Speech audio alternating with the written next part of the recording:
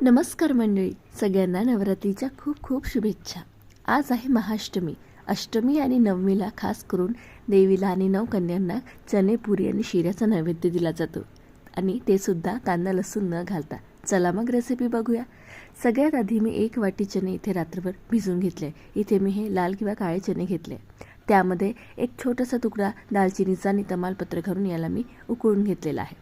आता ग्रेव्हीसाठी मी 1 मिरची, त्यासोबत 1 इंच अद्रक, 1 टमाटर, थोडी कोथिंबीर, त्याचसोबत थोडेसे धने घेतलेले आहे. सगळ्यांना आपण मिक्सीमध्ये घालून एक छान याची पेस्ट तयार करून घेऊया. कोथिंबीरसोबत मी याच्या दांड्यासुद्धा घेतल्या, याने चव छान येते. आता आपण मसाल्याचा बेस तयार करूया. एका वाटीमध्ये 1 चमचा तिखट, 1 चमचा धने पावडर, 1 चमचा गरम मसाला, चवीप्रमाणे मीठ आणि अर्धा चमचा हळद टाकून यात पाणी घालून याचा एक पेस्ट तयार करून घेऊया. आता आपण आपल्या फोडणीची तयारी करूया. फोडणीसाठी मी कढईमध्ये तेल तापवून घेतलं, त्यामध्ये जिरं घातलं, त्यासोबत एक उभा चिरलेला हिरवा मिरचा घातला. आता यामध्ये आपण टाकूया आपण तिखट, मीठ आणि पाण्याची जी पेस्ट तयार केली होती. तुम्ही बघू शकता किती छान रंग आलेला आहे. रंग पण येतो आणि चवसुद्धा. आता तेल सुटलं की यामध्ये आपण टोमॅटो, कोथिंबीर आणि मिरची अद्रकची पेस्ट तयार केली होती ती घालूया.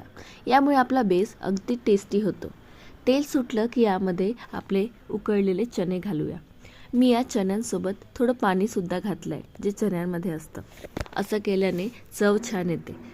तुम्हाला जर घट्ट हवं असेल तर पाणी थोडं आटू द्या. मला हे थोडं ओलसर आवडतं, त्यामुळे मी यातलं पाणी ठेवलेलं आहे. उकळी फुटली की त्यात कोथिंबीर घाला आणि गॅस बंद करा. चला मग आपले नैवेद्याचे चणे झाले तयार. पुढची रेसिपी असेल शिऱ्याची, अर्थात शिरा, पुरी आणि चणे. आवडलं असेल तर सबस्क्राईब करा आणि आमची पुढची रेसिपी नक्की बघा. कीप